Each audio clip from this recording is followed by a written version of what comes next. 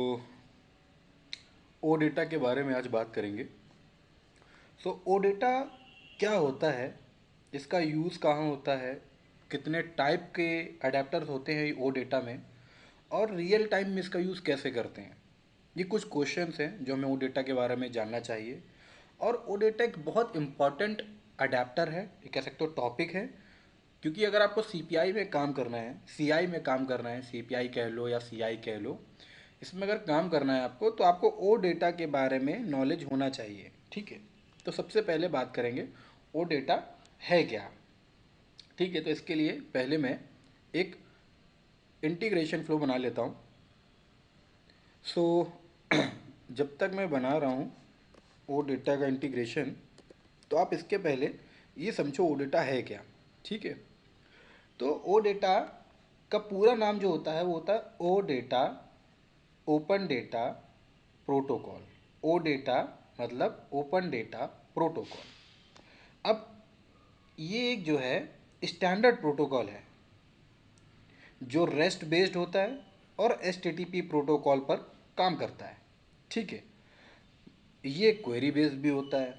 अब ऐसे समझो कि जैसे आपको कोई डेटा चाहिए, कोई डेटा पोस्ट करना है या गेट करना है या पुट करना है। अपडेट में आता है पुट और पैच।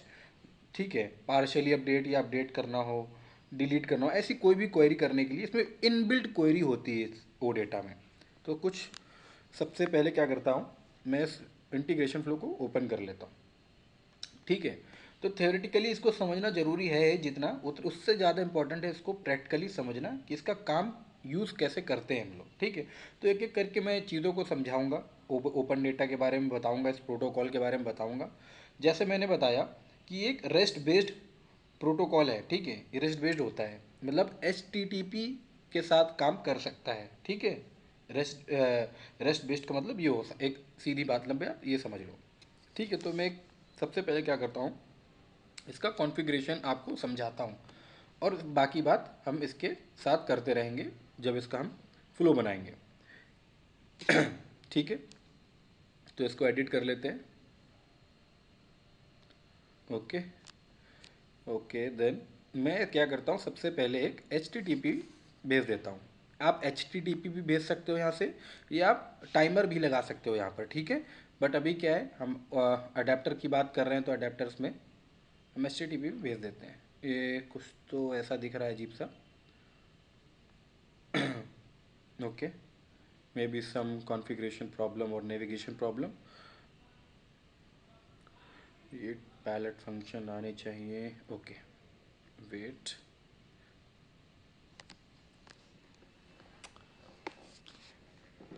मीनवाइल जब तक ये ओपन हो रहा है, आप समझो ओडेटा के बारे में।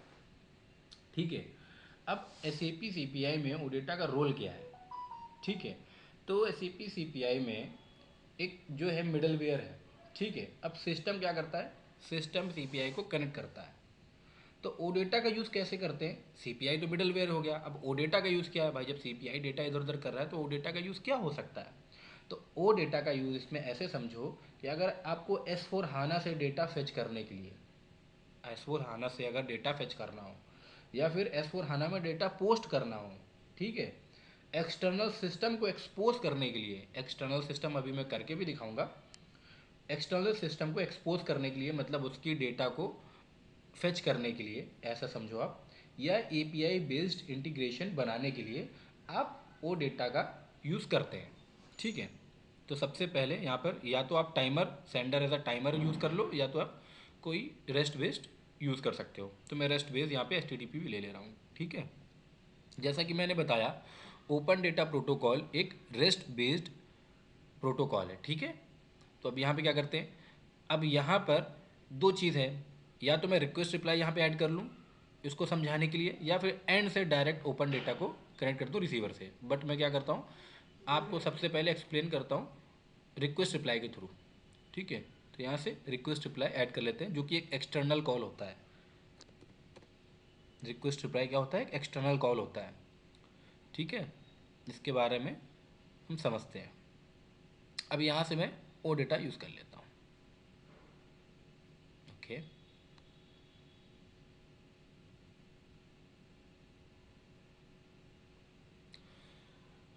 अभी देखो ओ डेटा की टाइप की बात आ गई अब, ठीक है। तो अब आप देखोगे यहाँ पे, तो ओ डेटा आपको मिल जाएगा एडाप्टर में, एज अ रिसीवर हमने ऐड करना है। अब देखोगे इसमें दो प्रोटोकॉल होते हैं, एक होता है V2, एक होता है V4, ठीक है। तो ओ डेटा V2 अडेप्टर जो है कॉमनली यूज़ होता है mostly S A P gateway और एस ए पी S4 हाना के साथ यूज़ होता है, ठीक है।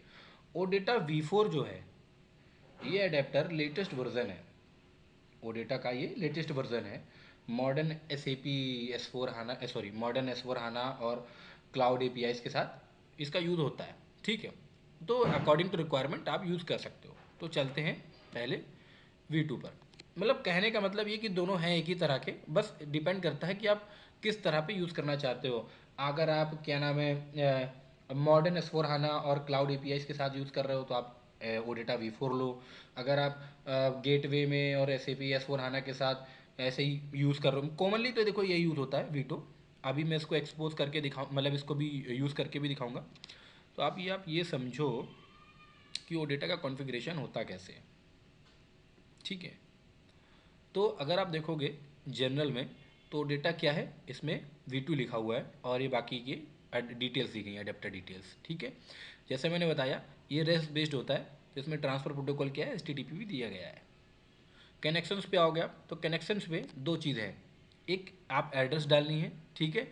वो एड्रेस क्या होगा, वो एड्रेस होगा या तो आप क्या नाम है कंटेंट मॉडिफायर से हेडर में ऐड करके वो यहाँ पे लिख दो, या फिर डायरेक्टली आप यहाँ पे पेस्ट कर सकते हो कोई भी URL, मतलब वेब सर्विस, ठीक है, यहाँ पे आप पेस्ट कर सकते हो। इसमें प्रॉक्सी क्या होती है, इसमें प्रॉक्सी ऑन प्रोमाइसेस है, ऑन प्रोमाइस है और इंटरनेट है, ठीक है। ऑथेंटिकेशन इसमें बहुत सारे हैं, देखिए बेसिक है, क्लाइंट है, नैन है, जितने भी होते हैं सारे हैं, ठीक है। तो आप अभी हम इसमें बात करेंगे CSRF टोकन की। जैसे कि CSRF टोकन क्या है, एक प्रोटेक्टेड, जैसे कि मेलिशियस अटैक ना हो इसलिए यूज़ होता है CSRF टोकन। ऐसे सिंपल और बहुत ही सिंपल लैंग्वेज में आपको बता रहा हूँ कि किसी भी तरह के मेलिशियस अटैक से आपके इंटीग्रेशन फ्लो को बचाने के लिए CSRF टोकन का यूज़ किया जाता है। और एक रीयूज़ कनेक्शन है, ठीक है। रीयूज़ मतलब रीयूज़ कनेक्शन है जो आप देख सकते हो उसमें एनेबल्ड है, ठीक है। अभी बात करते हैं कि इसमें कैसे एड्रेस हम पास कर सकते हैं, ठीक है। दूसरी चीज़ ये होगी। अभी चलते हैं पहले प्रॉक्सी पे, सॉरी, प्रोसेसिंग पे। तो जैसा मैंने बताया कि क्वेरी बेस्ड है, इसमें इनबिल्ट क्वेरी रहती है, पहले से ही आप बस सेलेक्ट कर सकते हैं। तो आप देखोगे इसमें पहले से ही क्वेरीज़ हैं, आप कोई भी क्वेरीज का यूज़ करके वहाँ पे क्वेरीज रिसोर्स पाथ में जाकर ये आप कैसे सेलेक्ट करना है, मैं भी आपको दिखाऊंगा कैसे सेलेक्ट करना है, ठीक है। यहाँ पे जो आप सेलेक्ट करोगे वो क्वेरी यहाँ पे लिख के आ जाएगी अपने आप, आपको यहाँ पे कुछ नहीं करना है, सिर्फ आपको सेलेक्ट करना है जाकर यहाँ से। तो आप कब सेलेक्ट करोगे, जब आप कनेक्शन में एड्रेस दे दोगे वेब सर्विस का, ठीक है। और बाकी चीज़ें हैं कि पेज साइज़ क्या होगा, कस्टम क्वेरी ऑप्शंस क्या है, एटम्स हैं, ठीक है, और जेसन है, ठीक है। और इस तरह से कई सारी चीज़ें हैं, जो मेन मेन चीज़ें हैं वो अभी आपको दिखाते हैं। तो इसके लिए एक नॉर्थ विंड, वो डेटा क्या करता है, नॉर्थ विंड वेब सर्विस को, ओपन सर्विस है जो, उसका यूज़ करता है। तो हम लोग भाई जब ओपन सोर्स है हमारे पास, तो हम इसका यूज़ करेंगे, नॉर्थ विंड ओ डेटा, ओके। यहाँ पे ओ डेटा जरूर लिखिए।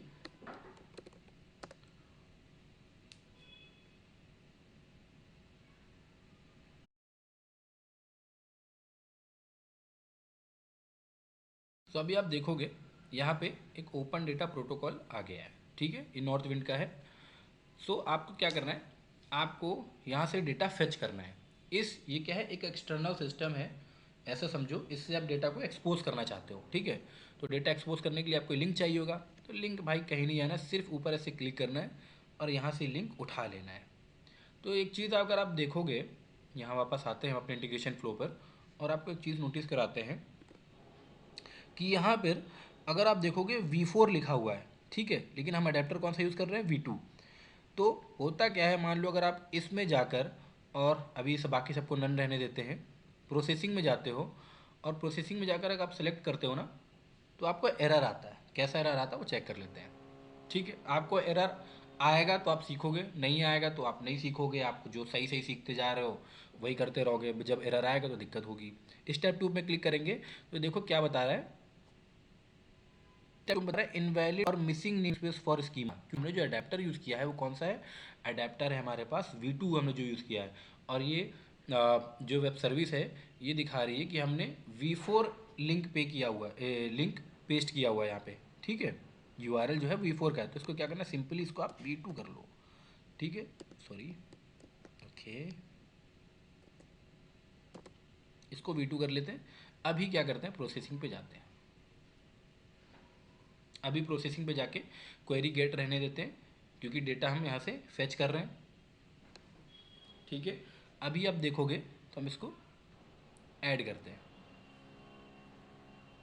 स्टेप 2 को क्लिक किया तो अभी देखो हमारे पास कुछ इन्फॉर्मेशन यहाँ पे दिखने लगी है कि हमारे पास सेलेक्ट एंट्री जो करना है कर लो भाई। तो जैसे मान लो यहाँ पे इतनी सारी एंट्रीज हैं, तो हम इसमें से कोई भी एंट्रीज हम इसमें से कोई भी कैटेगरी हम यूज़ करना चाहते हैं। कि मान लीजिए हम सेल्स अगर दिख रहा हो या एम्प्लॉयज़ दिख रहा हो तो हम वो डेटा फेच करना चाहते हैं। तो अगर आप देखोगे, चलिए कस्टमर्स में चलते हैं, ठीक है। तो कस्टमर में कंपनी नेम है।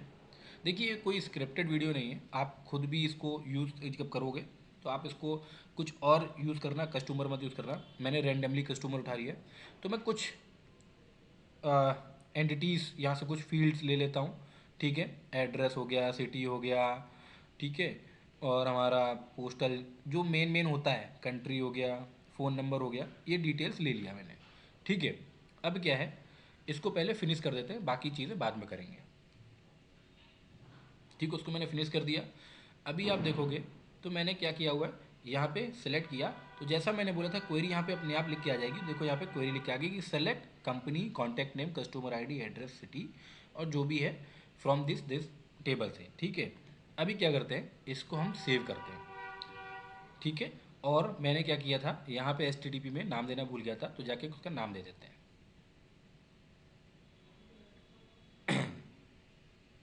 ओके। यहाँ पे नाम देते हैं कुछ ओ डेटा करके और उसको सेव कर लेते हैं और डिप्लॉय कर देते हैं। सिंपली मैंने कुछ किया तो है नहीं, अभी सिर्फ डेटा फेच कर रहा हूँ ना, मैंने कुछ कंटेंट मॉडिफायर ऐड किया है, ना मैंने कोई पैलेट फंक्शन यूज़ किया है। सिर्फ सिंपली रिक्वेस्ट रिप्लाई का यूज़ करके डेटा एक्सपोज करना चाहता हूँ मैं, ठीक है। मॉनिटर पे चलते हैं। मॉनिटर पे जाने के लिए आप वहाँ से डुप्लीकेट भी कर सकते हो टैब को, या फिर आप डिप्लॉयमेंट स्टेटस से जाके navigate to manage integration content कर सकते हो, ठीक है। मीनवाइल पोस्ट मेन्यू मैंने क्या कर रखा है सॉरी सॉरी तो पोस्ट में मैंने बेसिक ऑथेंटिकेशन दे रखा है, ठीक है, क्योंकि हम CPI से ही कॉल करा रहे हैं तो उसका ऑथेंटिकेशन हमें देना होता है। और बॉडी हमने कुछ नहीं दी है, ठीक है, सब कुछ ब्लैंक है। अभी आता हूँ मैं, इंटीग्रेशन फ्लो पे आए, यहाँ से हमने मॉनिटर पे जाके लिंक जो API जनरेट होगा वो API वहाँ से हमको, या एंड पॉइंट कह लो, जो एंड पॉइंट जनरेट होगा वो हमको यहाँ पे आके पोस्ट मैन में पेस्ट करना है, ठीक है। इसके बाद वो डेटा में हम कैसे कैसे क्वेरी कर सकते हैं वो हम देखेंगे, ठीक है। इसी वीडियो में हम वो भी देखेंगे। तो अभी तो ये पहला हम जस्ट आउटपुट देखना चाहते हैं कि अभी तक हमने जो किया उसका आउटपुट क्या आता है।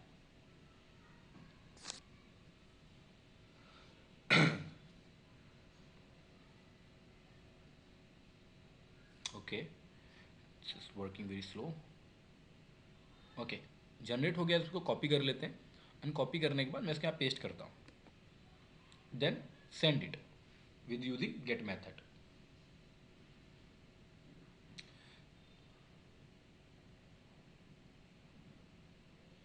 ओके, सो आप यहाँ देखोगे तो 200 ओके आया है, बट अभी डेटा नहीं आया कुछ, है ना। डेटा आई गेस लोड हो रहा है, हाँ डेटा आ गया। तो ये हमारे पास कुछ डेटा आ गया है, ठीक है। कस्टमर का, कंपनी नेम का, हमारे पास कुछ डेटा आ गया है। कस्टमर ये है, कस्टमर ये है, तो जिस जहाँ जहाँ कस्टमर वहाँ वहाँ का डेटा आ गया हमारे पास। टोटल आई गेस काफ़ी डेटा आ गया है। चलिए कोई नहीं, अब क्या करते हैं, हम जाते हैं अपने इंटीग्रेशन पे वापस। तो जैसे कि आपने देखा, हम डेटा ऐसे एक्सपोज कर सकते हैं, हम डेटा ऐसे फेच कर सकते हैं। वो डेटा पे आते हैं वापस, वो डेटा के हम जाते हैं प्रोसेसिंग पे। तो मैंने कहा इसमें और हम क्या क्या कर सकते हैं वो देखते हैं। तो हम गए सेलेक्ट पे, ठीक है। तो अभी हमने कस्टमर का देखा था, अब हम एम्प्लॉयज़ का देख लेते हैं या किसी और का देख लेते हैं, और उसमें हम थोड़ा सा क्वेरी परफॉर्म करेंगे। ठीक है। लेकिन आपको मैनुअली कुछ नहीं करना है, कैसे करते हैं वो देख लेते हैं। एम्प्लॉय से उठाया, ठीक है, एम्प्लॉय की हमने एम्प्लॉय आईडी ले ली, लास्ट नेम, फर्स्ट नेम, और एक ले लेता हूँ कंट्री, दैट्स ऑल, इतना ही लेते हैं। और नीचे आते हैं। अब नीचे आप आओगे तो एक टॉप है, एक स्किप है, ठीक है, और बैच प्रोसेसिंग है। ये क्या है? तो अभी क्या करते हैं, सबसे पहले हम आपको दिखा दें टोटल रिकॉर्ड्स हैं कितने एम्प्लॉय में, तो वो आप देख लो पहले। उसके बाद मैं आपको दिखाऊंगा इसमें परफॉर्म कैसे करते हैं, टॉप और स्किप का मतलब क्या होता है वो बताऊंगा।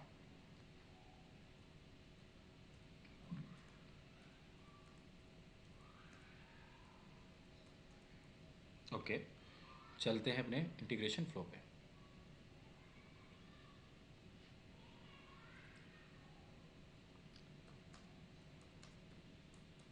तो अगर आप देखोगे ना, तो यहाँ पे कुछ डेटा आया है। तो यहाँ पे डेटा आप देखोगे तो एम्प्लॉय आईडी आप देखते जाओगे तो एम्प्लॉय आईडी टोटल है हमारे पास 9 एम्प्लॉयज़ का डेटा आ गया है, ठीक है। अब आते हैं हमारे स्किप एंड टॉप पे कि ये था क्या, ठीक है। सेलेक्ट करते हैं, वापस आते हैं। यहाँ पे आप देखोगे ना, तो टॉप मतलब अगर मैं यहाँ पे लिख दूँ 2, अगर मैं टॉप 2 लिख देता हूँ, ठीक है, तो क्या लिख के आएगा यहाँ पे देखोगे, स्टॉप इक्वल टू 2। अब देखो अगर मैं इसको रन करता हूँ, क्वेरी में बस इतना ही ऐड हुआ है, स्टॉप इक्वल टू 2, ठीक है। अब इसको रन करता हूँ तो क्या फ़र्क आता है, टोटल हमारे पास 9 एम्प्लॉयज़ का डेटा था, फ़र्क क्या आता है वो चेक कर लेते हैं, ठीक है। यहाँ से ये डिप्लॉय हो जाए तो हम वहाँ रन करते हैं इसको।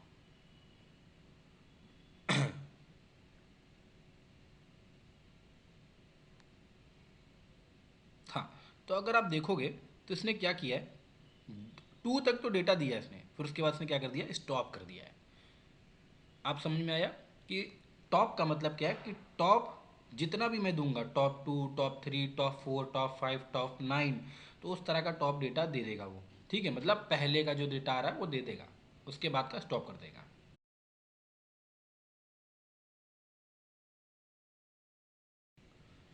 सो अब क्या है, अब चलते हैं स्किप पे, ठीक है। तो देखो टॉप का मतलब तो आपको समझ में आ गया, ठीक है। अब स्किप देख लेते हैं।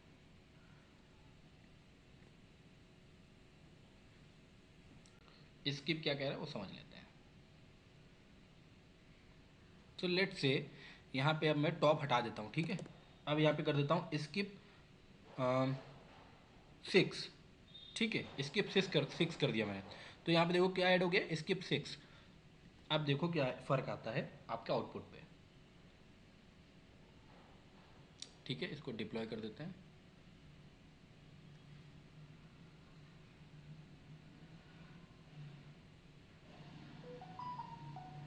ओके,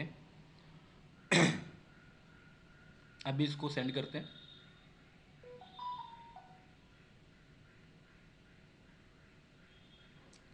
तो अब देखोगे आप कि इन्होंने दिया क्या है, 7 से चालू कर दिया डेटा और 8 और 9 का दिया है, ठीक है। थोड़ा सा इसको जूम कर देता हूँ मैं। तो वो स्किप जो है आपको प्रोजेक्ट में भी काम आएगा। तो इसने क्या किया है, इसने डेटा जो है 7, 8, 9 का दिया है, यानी जो इसने 6 तक की काउंटिंग थी ना, मतलब 6, जो टॉप 6 का डेटा था वो हटा दिया है। 6 डेटा हटा दिए हैं, 7, 8, 9 दे दिया है। इतना ही, बहुत सिंपल वे में आप समझोगे। तो इसको थोड़ा सा मैं एक बार आके फिर से बता देता हूँ।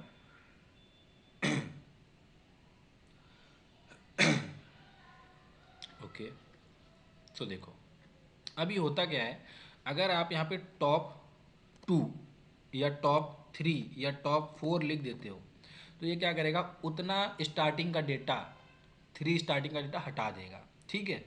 और फिर उसके, सॉरी, 3 स्टार्टिंग का डेटा आपको दे देगा, बाकी डेटा स्टॉप कर देगा। लेकिन अगर यहाँ पे आप लिख देते हो स्किप 2, ठीक है, तो क्या कर देगा, जो 2 स्टार्टिंग का डेटा होगा ना, स्टार्टिंग के जो 2 नंबर्स ऑफ डेटा होंगे वो हटा देगा, मतलब 1, 2 हटा देगा, और 3, 4, 5, 6 ऐसा चालू कर देगा, ठीक है। अभी क्या है, मैंने दे दिया है टॉप 3 और स्किप 2। अब मैंने ये दे दिया है, अब आउटपुट क्या आता है आप देखो, टॉप 3 स्किप 2।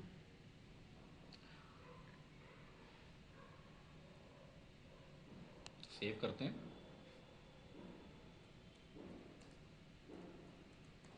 और डिप्लॉय करते हैं।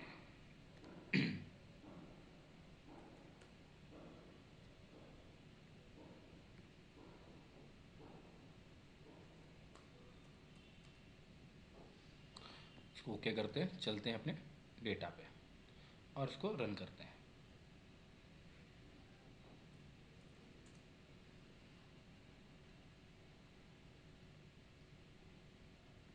हाँ, अभी आप देखोगे ना तो डेटा क्या स्टार्ट हो गया, 3 4 5, क्या स्टार्ट हो गया, 3 4 5। अब हमने क्या लिखा था, हमने वहाँ पे क्या लिखा था क्वेरी, इसको थोड़ा ध्यान से समझिएगा। हमने वहाँ पे क्वेरी लिखी है स्टॉप 3, ठीक है। मतलब क्या करना था उसको, उसको डेटा देना था टॉप 3 का, ठीक है।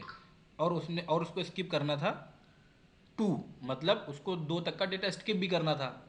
लेकिन उसने किया क्या है, अगर आप यहाँ पे आकर देखोगे तो उसने स्किप पहले परफॉर्म किया है, फिर उसके बाद के टॉप 3 डेटा आपको दिए, 3 4 5, समझे।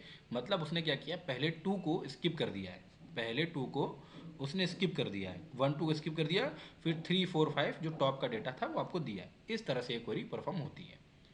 तो कहीं ना कहीं आपको समझ में आ गया होगा कि स्किप और टॉप में फ़र्क क्या है, ठीक है। अब आप ऐसे समझो, अगर मैं इसको थोड़ा और अच्छे से बताना चाहूँ कि वो डेटा में जो टॉप और स्किप क्वेरीज हैं वो पोजीशन के लिए यूज़ होती है। मतलब आप जब पोजीशन करते हैं, मतलब लार्ज डेटा को छोटे छोटे पार्ट्स में फेच करना, तब इसका यूज़ करते हैं हम लोग, ठीक है। सॉरी। अब ऐसे समझो, तो ये मतलब आपको ये कहीं ना कहीं मुझे मेरे हिसाब से स्किप और टॉप समझ में आ गया होगा, और कहाँ यूज़ करते हैं समझ में आ गया होगा। पोजीशन क्या है, आप देखोगे ना, process in pages, page size. तो यहाँ पे आप जब लिखोगे, अभी इतना लंबा हमारे पास डेटा तो है नहीं, यहाँ पे आप 1 2 3 पेज जो लिखोगे उतने पेज में डेटा आएगा, और पेज प्रोसेस इन पेज में आप क्लिक कर दोगे तो वो चलेगा उस हिसाब से, ठीक है। बाकी अभी तो आपको, अभी हम कोई प्रोजेक्ट करेंगे उसमें हम प्रोजेक्ट में इसके बारे में भी डिस्कस करेंगे कि हेडर्स और मेटा डेटा ये सब क्या है, और कैसे हम कस्टम क्वेरीज अगर लिखने की ज़रूरत है तो लिख सकते हैं। जैसे ही क्वेरीज लिखी ना, तो आप कस्टम क्वेरीज भी ऑप्शन है यहाँ पे, आप वो यूज़ कर सकते हैं, लेकिन उसका जरूरत पड़ता नहीं है। तो अभी तक के लिए वो डेटा में मुझे लगता है ये ठीक है। आप अगर और इसमें चाहते हैं कि और अच्छे से समझ में आए तो आप इसको प्रैक्टिस करिए, ठीक है। प्रैक्टिस करोगे आप, इसके आगे कंटेंट मोडिफायर लगाओ, डेटा को कन्वर्ट करो, उसको राउटर के थ्रू भेजो इधर इधर से उधर। जैसे 2 3 रिसीवर ले लो, उन रिसीवर्स में डेटा भेजो कि एक में ईमेल से जाए, एक में कहीं और से जाए, एक में कहीं और से जाए, ठीक है। तो इस तरह से भी आप काम कर सकते हो। हालांकि मैंने अभी ईमेल और जेडीबीसी बताना है, सोप बताना है, जेएमएस बताना है, तो वो उसका आप आगे जाके भी यूज़ कर सकते हो। तो कहीं ना कहीं वो डेटा का यूज़ आपको समझ में आ गया होगा। अगर आपको वीडियो समझ में आई हो हल्का सा भी, तो कुछ समझ में आया हो तो इसको लाइक करिएगा, सब्सक्राइब करिएगा। अभी तक के लिए थैंक यू, मिलते हैं नेक्स्ट वीडियो में जिसमें हम बात करेंगे सोप या जेडीबीसी या जेएमएस की। Thank you.